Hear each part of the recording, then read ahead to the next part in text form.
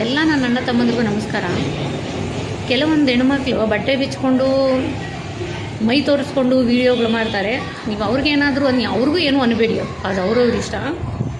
ನಾವು ಕಷ್ಟಪಟ್ಟು ಕೆಲಸ ಮಾಡಿಕೊಂಡು ಮಧ್ಯಾಹ್ನ ಟೈಮಲ್ಲಿ ಯಾವುದೋ ಒಂದು ಇರಲಿ ಅಂತ ನಾವು ಒಂದು ವೀಡಿಯೋ ಹಾಕ್ಕೊಂಡ್ರೆ ಆ ವೀಡಿಯೋಗೆ ಯಾವನೂ ಸೂಳೆ ನನ್ನ ಮಗ, ಡಬ್ಬ ನನ್ನ ಮಗ, ಡಗರುಗಳು ಅಂತ ಆಗ್ತಾನಲ್ಲ, ಲೇ ಬಿಟ್ಟು ಕೊಟ್ಟಿದ್ದು ನನ್ನ ಮಗನೇ.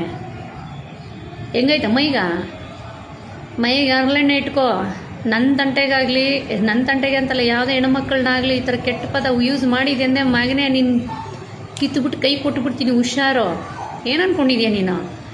ಎಲ್ಲ ಹೆಣ್ಮಕ್ಳು ಅಂದಂಗೆ ಅನ್ಸ್ಕೊತಾಳೆ ಅಂತ ಅಂದ್ಕೊಂಡಿದ್ಯಾ ನೀನು? ನಾನು ಕೈಗೆ ಸಿಕ್ಕಿದ್ರೆ ನನ್ನ ಮಗನೇ ನಿನ್ನ ಗತಿ ಬೇರೆ ಇರ್ತದೆ. ನೆಕ್ಸ್ಟ್ ಇನ್ನೊಂದು ಹೆಣ್ಮಕ್ಳು ನಿನ್ನ ಕಣ್ಣೆತ್ತು ನೋಡ್ಕೊಡ್ದು ಆ ರೇಂಜಿಗೆ ಕುಯ್ದಾಕ್ಬಿಡ್ತೀನಿ.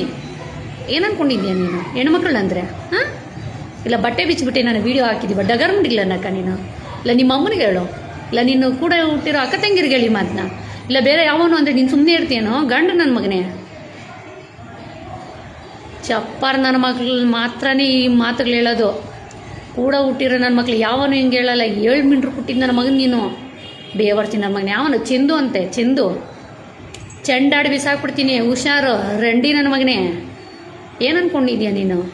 ಹೆಣ್ಣು ಮಕ್ಕಳನ್ನ ಇದೇ ಲಾಸ್ಟ್ ಆ್ಯಂಡ್ ಫೈನಲ್, ಇನ್ನೊಂದು ಸಾರಿ ಡಗರುಗಳು ಅಂತ ಮೆಸೇಜ್ ಮಾಡಿದ್ಯೋ ಸಿಗಳಾಕ್ಬಿಡ್ತೀನಿ ನನ್ನ ಮಗನೇ.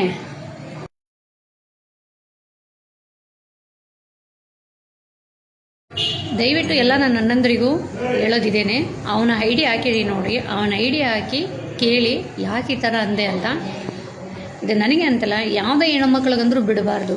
ನಾನಂತೂ ಬಿಡೋಳಲ್ಲ, ಇವನು ಯಾವನ್ನೇ ಆಗಿರ್ಬೋದು. ನಾನು ಕಾಮೆಂಟ್ಗಳನ್ನ ನೋಡಿಲ್ಲ, ನಾನು ಇವತ್ತೇ ನೋಡಿದ್ದು ಕಾಮೆಂಟ್ನ. ದಯವಿಟ್ಟು ನಮ್ಮ ಅಣ್ಣಂದ್ರಲ್ಲಿ ಕೇಳ್ಕೊಳ್ಳೋದು ಒಂದೇ, ಇವನು ಯಾವನೂ ಆಗಲಿ ಬಿಡಬೇಡಿ ಇವನ್ನ. ಇವತ್ತು ನನಗಂದಿದ್ದಾನೆ, ಇನ್ನೊಂದು ದಿನ ನಿಮ್ಮನೆ ಹೆಣ್ಮಕ್ಳಿಗೂ ಅನ್ಬೋದು, ಇವನ್ನ ಬಿಡಬೇಡಿ.